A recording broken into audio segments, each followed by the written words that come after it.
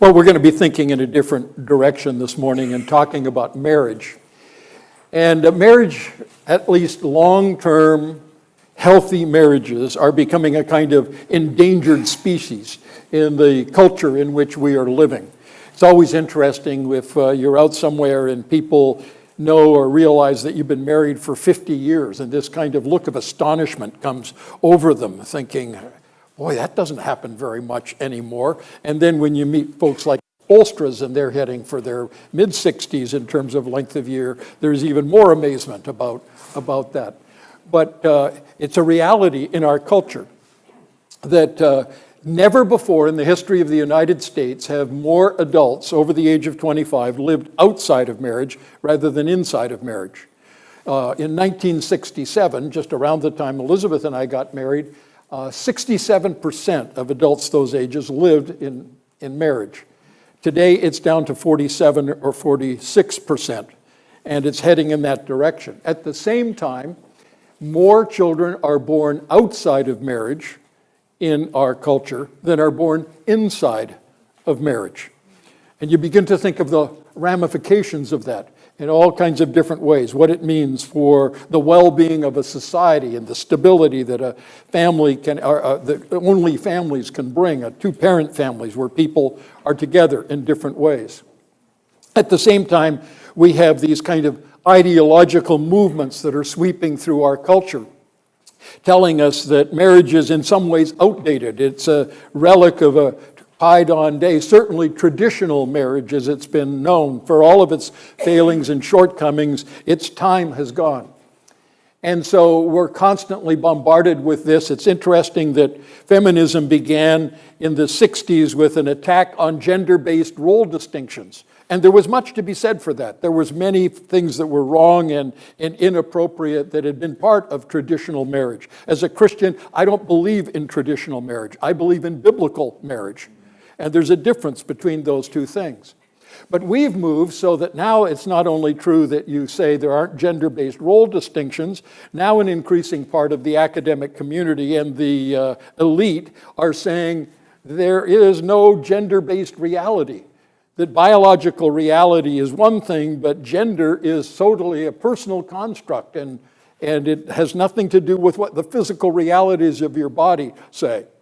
And we are constantly, even as I read the headlines in the paper and stories that are there about talking about this strange new world of which we are a part as we live our lives. One of the things that becomes evident is that our culture has no clue about what healthy marriages look like. Much of our marriage is fed by the media, by Hollywood and other places, and as they get together to celebrate as they do in these months about the movies that are out or about the songs that are out tonight and all of these various things, they feed into our culture a view of marriage, but it comes out of their own life experience, and there's no group in our culture that is more confused about what it means to have meaningful long-term relationships, quite frankly, than the Hollywood group. And then you move to the academic campus, and you find that much of it is being held prisoner by concepts of personal identity as being more important than anything else. I am who I say I am. And there was an article that I read even this past week that a 35-year-old man who has been accused of pedophilia claims that he's a 9-year-old boy trapped in a 34-year-old body. And you begin to think, there's a definition for that, and it's called insanity. But not in certain places in our academic world. That is viewed as an enlightened understanding of who we are. Even when marriage is talked about, it is talked about in terms of expressive individualism.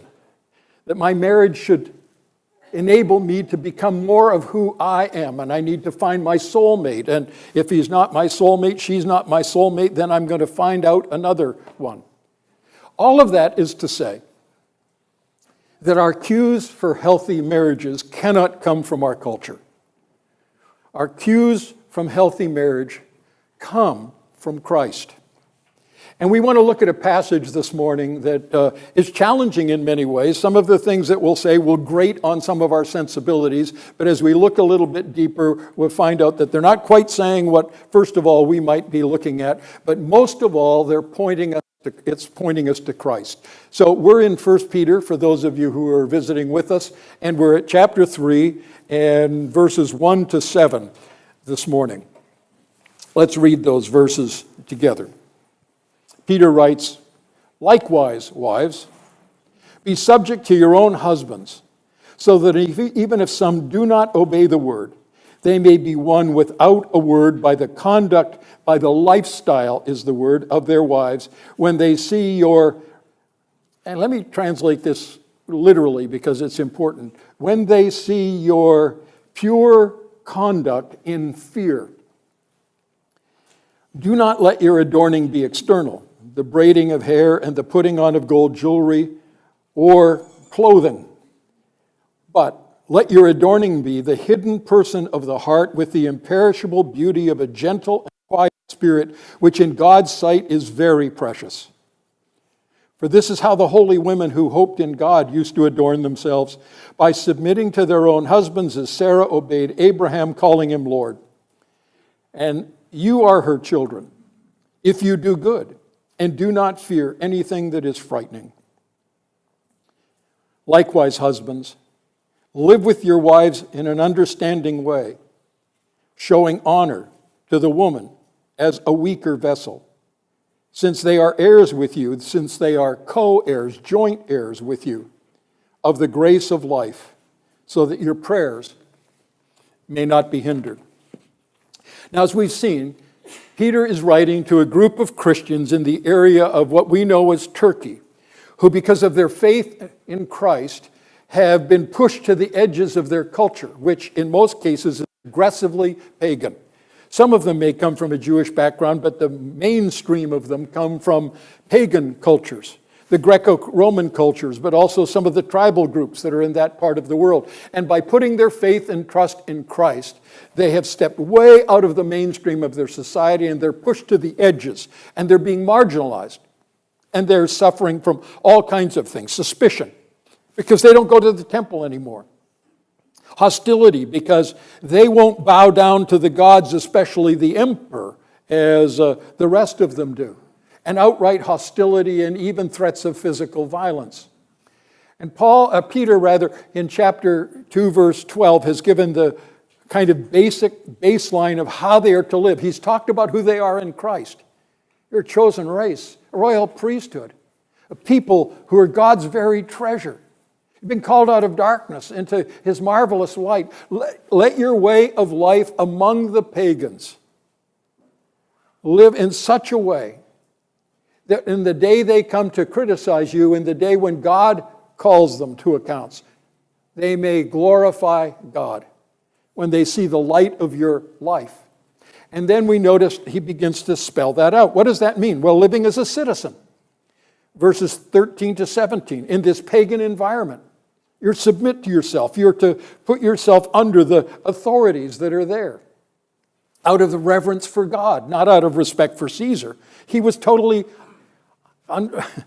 disreputable. But you're to honor even those who are dishonorable in many ways because they have that particular position. And then verse 18, many of the people in that congregation were slaves. And so he's written in chapter 2, verses 18 to 25 to slaves, calling them to submit to their masters, not mindlessly to obey them, commit themselves to doing good, but to defer to them, to recognize that they have a place of authority. And in that place, their eyes are to be on Christ, because as he said so marvelously in verse 21, unto this you were called, because Christ suffered for you, leaving you an example that you should walk in his steps. So as a citizen, I'm to walk in the steps of Jesus. As a slave, I'm not under my master, I'm under my Lord, and I am to walk in the steps of Christ, even there. And now he talks to another group, and that is wives. Because wives, in some ways, were sort of one step up on the rung socially than slaves. What I mean by that is wives in the first century world didn't have freedom and equality of rights with their husband. They didn't have equality and freedom of movement with their husbands. But in the congregation, there are not only those who come from slaves, a slave background, but many of them are new followers of Christ, and you'll notice that a number of them are married to unbelieving husbands. Now, let me talk a little bit about the first century and ours, because this is just like slaves. Slaves, we have to do some translation, because a slave isn't an employee, and it was talking into a place where people couldn't appeal to anyone against injustice. They had to kind of grin and bear it, and Peter tells them how they're to bear it. Wives were in somewhat of the same situation. A wife was expected to follow the religion of her husband. When she married her husband, she didn't just marry her husband, she married her husband's God and gods, and she was to follow her husband's religion and worship her husband's God and associate with her husband's friends. That became the circle of her life and the sphere in which she lived her life. So even the fact that Peter is writing to these people who are wives, who have unbelieving husbands, who are part of the Christian communities that are spread there, means that these women have already stepped way outside of the culture of their time. They're not going to the temple. They're not worshiping at the gods. And they're part of local churches. They have a whole set of friends who are not the circle of their husbands' friends. And so they were in a very perilous kind of place and a kind of condition. Obviously, the condition of women in our society, and we can argue about what level it should be at, but it's certainly a long way from that kind of situation. And rightfully, much of the movement about women's rights has called us to recognize certain ways of doing things and certain attitudes and certain things were wrong, that women are of equal worth, of equal value, and have a place in society that is fully appropriate and fully right. But at the same time, God has given instructions to wives. These need some translating. They don't just come across straight. Those wives had nowhere to appeal. And if their husband was abusing them, they were in a position where they could do very little about it. That's not the case in our society, and rightly so. But nevertheless, Peter says to them that they are to submit to their husbands. Now, we've already said, as we looked at in the past, submission is not the same as obedience. It doesn't mean to do whatever they say. As a matter of fact, slaves are called to do what is good, even if it will mean that they will be punished for doing it.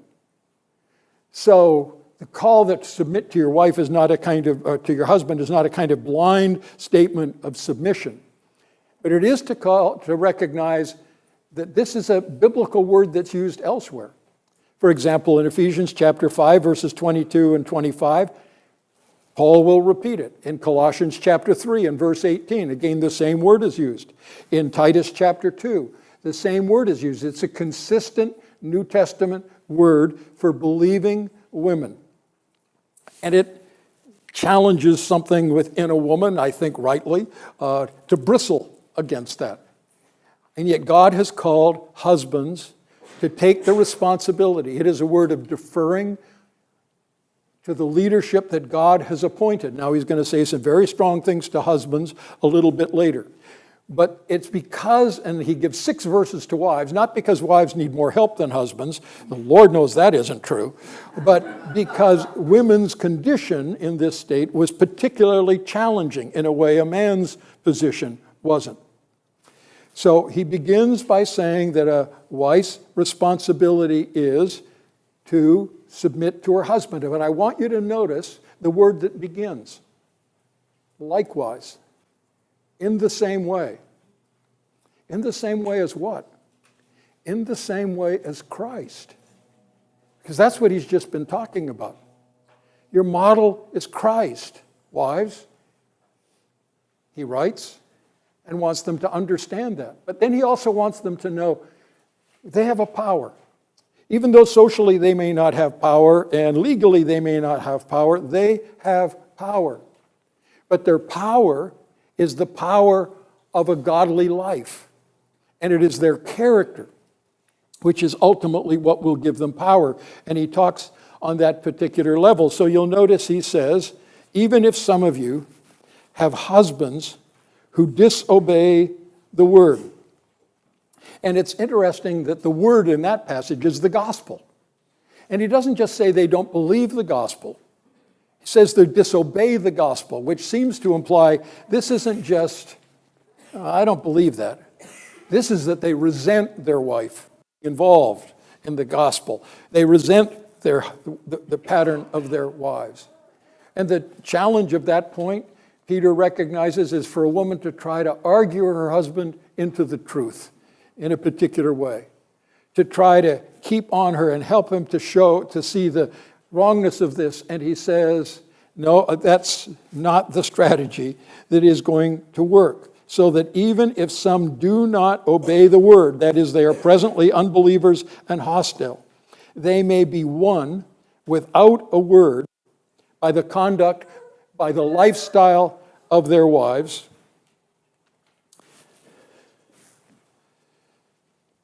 One day I'm just going to admit that I need these on all the time, but that they may be won by the pure conduct of their wives in fear. Now, I want you to notice, first of all, that Peter doesn't tell them, listen, you've got to submit to what your husbands do.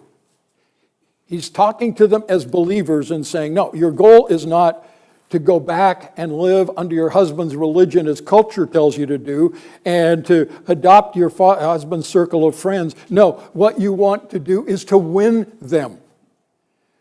And God's goal is that you live in such a way, so counterculture, you are living outside of the norm, and yet the way is to win them into this new way of life.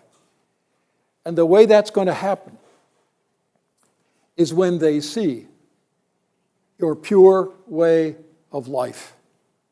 The godliness, and that word has about it the sense of the godliness, the moral purity, and of living in a style that is different from others. As they see your pure way of life in fear. Now, the English Standard Version has rendered it you're respectful. But I've noticed before, and we looked at it last week, that this word is used not of fear of people, but of fear of God. As a matter of fact, in chapter 3, verse 14, he says, you're not to be fearful of any human person. It is your reverential awe before God. Now, that means being respectful to your husband. That statement is made in Ephesians chapter 5 and verse 33. But the point here is, as they see the genuineness of your relationship, as they see the change in your character, as they see the working of God in your heart and life in those particular ways, in new and significant ways. And you are to live that out in a significant way to the glory of God. And then he talks about another thing, that the focus of their life is not to be on external beauty, but on internal beauty. So first of all, he talks about what it's not to be, and then he talks about what it is to be. Now, it's important that we read this carefully because it's been, I think, significantly misconstrued. Don't let your adorning be external, the braiding of hair, and the putting on of gold jewelry, or clothing. It doesn't use a word that says fine clothing, special clothing, significant clothing. It says don't let your adorning be the putting on of clothing. Now, he's not commanding wives to go around naked. He's saying, when you think about what your adorning is, don't let it be those external things. He's not saying it's wrong to have braided hair. It's not wrong to have jewels. And by the way, he's obviously writing to some people who are on a very significant level of the society. If they could afford braided hair, if they could afford jewels, they were not ordinary, because the ordinary poor person, the ordinary poor woman would have one set of clothing, two at the most. So they didn't have any choice about what they were going to do with braided hair and gold jewelry. These are women who have some significance in the culture. And we know it. We know that men, society, values external beauty. That is a special and significant gift of God, and it is there, and it is real. And sometimes women focus on the physical part of life because of the pressures that come from men. Peter also wants us to know, in terms of the Old Testament, that it's in some ways deceitful. Proverbs makes that fascinating statement.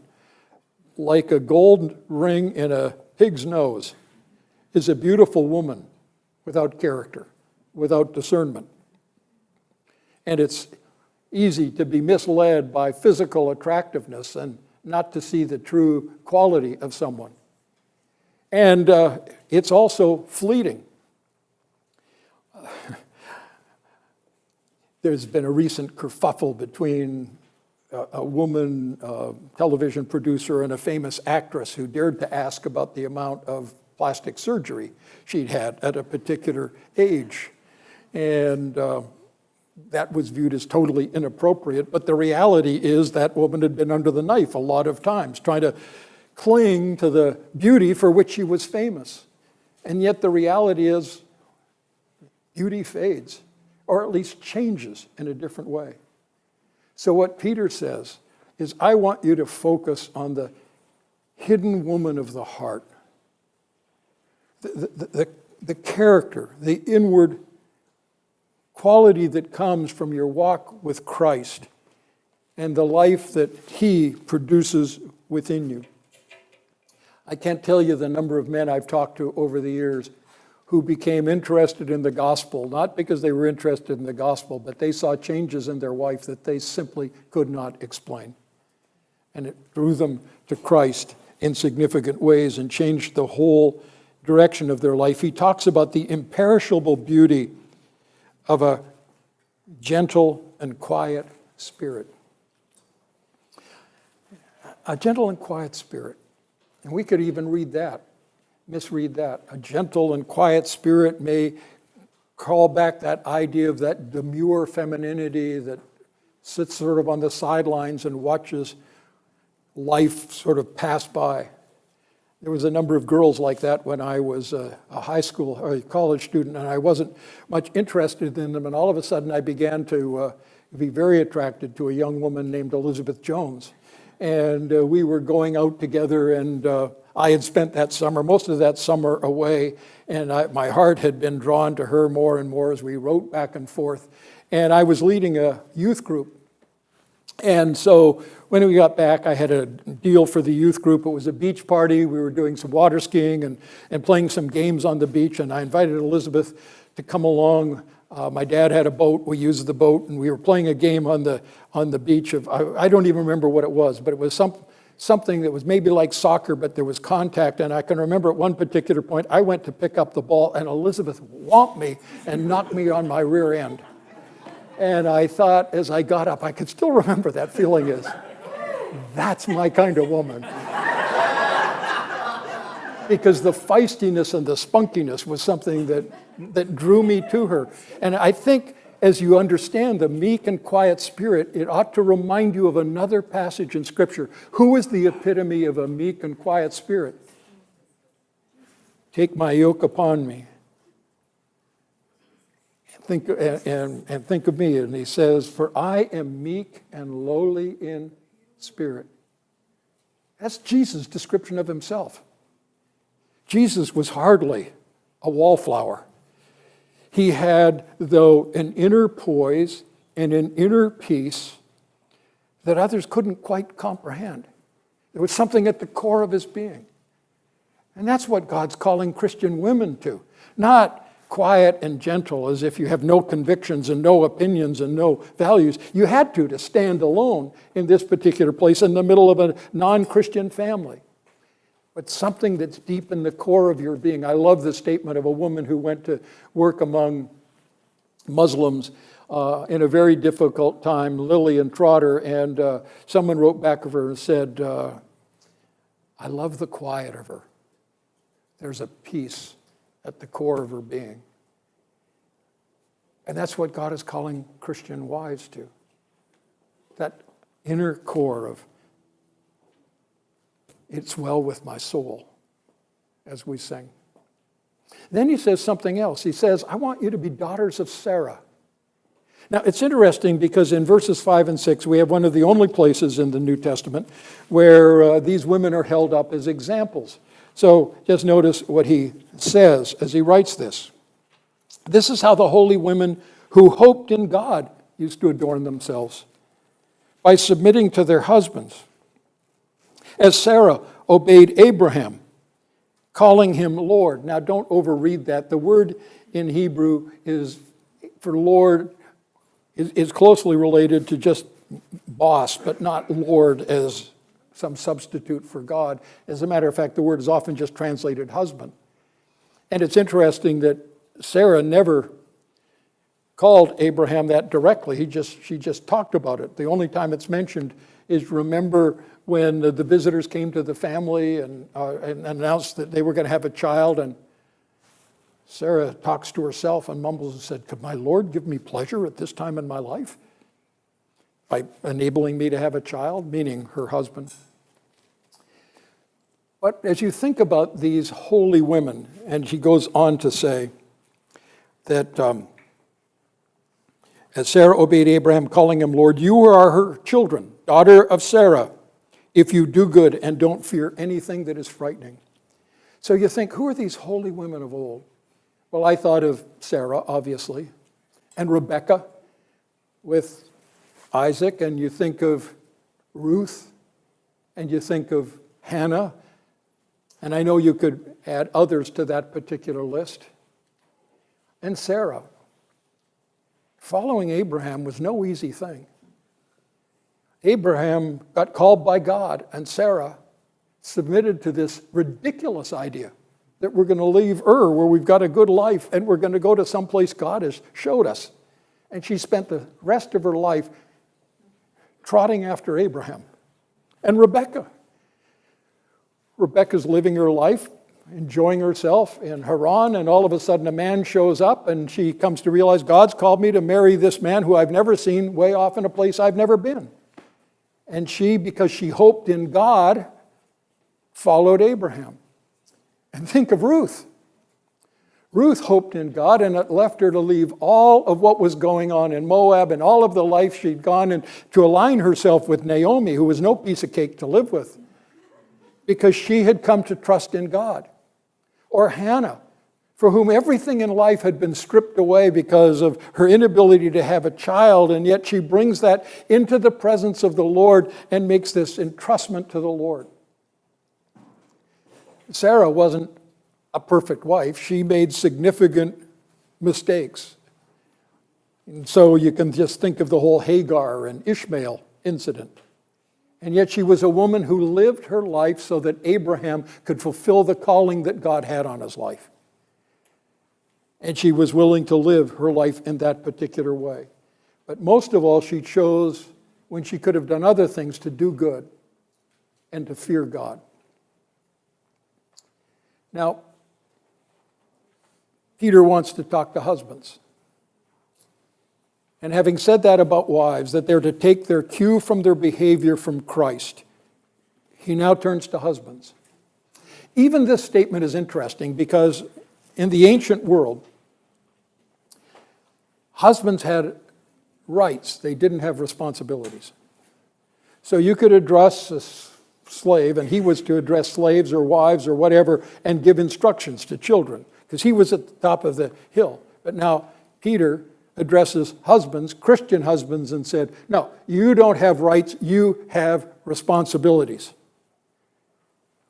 And I want you to notice that first word, which is often skipped over as we come into this passage. Likewise, husbands. The same word that began verse 1. In other words, husbands are to look to the same place for their pattern of life as wives look. Christ suffered for us, leaving us an example that we should follow in his steps. He laid aside the rights that were his in heaven and became a servant. This is exactly what Paul does when he comes in the New Testament and he says, he does not say, husbands, make sure your wives submit. Husbands, be in charge. What does he say to husbands? Husbands, love your wives as Christ loved the church. It is not your job to force your wife to submit. It is your job to love her as Christ loved, and you'll never fulfill that. But that's your mandate. And the husband's mandate is to follow Christ, even as he's given responsibilities to lead, but he never leads to get his way. He never leads to get his rights cared for. He leads for the benefit of the marriage and for the benefit of his wife, as Christ does. Husbands, likewise, in the same way, live with your wives according to knowledge. That's what he literally says. You can translate it that he lived with your wife in a considerate way, but literally it's live with your wives according to knowledge. I think he's talking in one, according to knowledge of the will of God and the ways of God and the purpose of God. But I think even more than that means live with your wives according to your knowledge of her. Be a student of your wife. Notice know what her needs are, know what her desires are, know what her values are. Study her and live with her according to that knowledge, which means not take advantage of her weaknesses, but build on her needs and be God's instrument in her life as Christ has been the instrument in your life. And in that knowledge, you need to understand that she is the weaker vessel. Now, the word vessel is a word for body. Doesn't mean she's a weaker person. It means she's weaker physically. Not talking about intellectual weakness. It's not talking about moral weakness. It's not talking about spiritual weakness. All of those things are clearly not true. But it is talking about physical weakness. But even there, that has to be tempered. In what way are men stronger than women? Well, not in longevity of life. Women are going to outlive most husbands. And not in the capacity to go through great pain, because women give childbirth. But the reality is that husbands are usually physically stronger than their wives. And they can use that strength to overpower physically, to abuse, to live in other kinds of ways that intimidate and challenge rather than serve. And Peter absolutely prohibits taking advantage of a wife's weakness. No man ever should physically abuse his wife. Amen. Under any circumstances and in any conditions. And we live in a society in which there's legal recourse to those kind of things, and it is not wrong for a Christian wife to do that. And sometimes, and I'm going off on a little bit of side tangent here, but it is very dangerous to say to a wife who's being physically abused by her husband or emotionally abused in some way, listen, just submit. In most cases, you need to separate.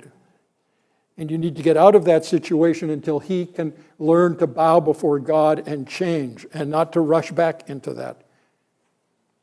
Well, that's a complicated kind of question to get to, but in no cases can abuse be appropriate in a Christian marriage or in any kind of marriage, but for a Christian especially. And a husband who disciplines his wife, who abuses his wife, should be under the discipline of a church as a minimum.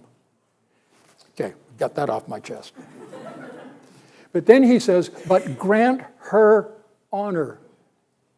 Grant her honor. In other words, one of my main responsibilities is to honor my wife. Not only the way in which I think about her, but in the way in which others think about her. To honor my wife is never to use those kind of idiotic phrases that men have used in the past. I don't hear them as much anymore, that talk about my old ball and chain and those kind of things. Because in my marriage, my wife is not my ball and chain. She's my anchor to reality. And she's the one who anchors my life in so many different ways. The words sound similar, but they're entirely different. One keeps me confined. The other one keeps me safe in the middle of all kinds of other things. There's an old statement that the best way to praise your wife is frequently. And we are to be in the task of honoring our wife in all of the ways in which we do things. So that as Christ is the example Paul uses in Ephesians, so that he might, he says, make the church radiant and splendid.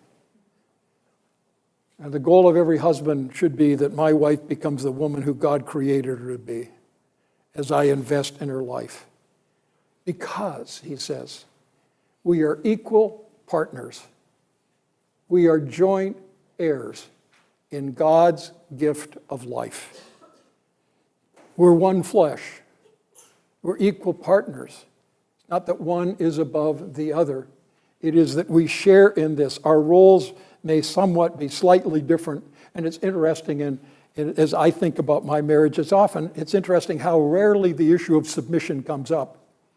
If you're both trying to follow Christ and you're willing to mutually find what God wants you to do. But there are times when decisions need to be made, but a husband needs to make it for the good of his wife and for the good of their marriage and for the good of their family, not for his own personal preference. Because, and Peter ends in this interesting note, the way you treat your wife affects your relationship with God. Your prayers will be hindered. God will, as it were, turn a deaf ear if you are living in a way that is wrong toward your wife. Now, there's a sense in which it could be their prayers together as a husband and wife, but most specifically, it's saying, if you want to hear God to hear you, you better listen to your wife and honor her and cherish her and live for her good and her best. Well, I want to come back and just end with where we began. Our cues for marriage need to come from culture, not from our culture, but from Christ. As husbands, we are called to love our wives as Christ loved the church. As wives, you are called to walk in his steps. Even sometimes it will be hard and difficult, but to keep doing good and to keep trusting God and putting your hope in him. I know that there's a number of you who are not married here. Some because you've lived through a marriage and God has taken your partner home, and some because of some other challenges and difficulties in the marriage. And there's some who are looking to the future. And I especially want to say to those of you who are younger, learn to disbelieve most of what you hear in music and in the movies, and keep your eyes focused on healthy models of marriage. And that's what a local church should be. And most of all, on Christ. Because we need to follow him and live his way, not ours.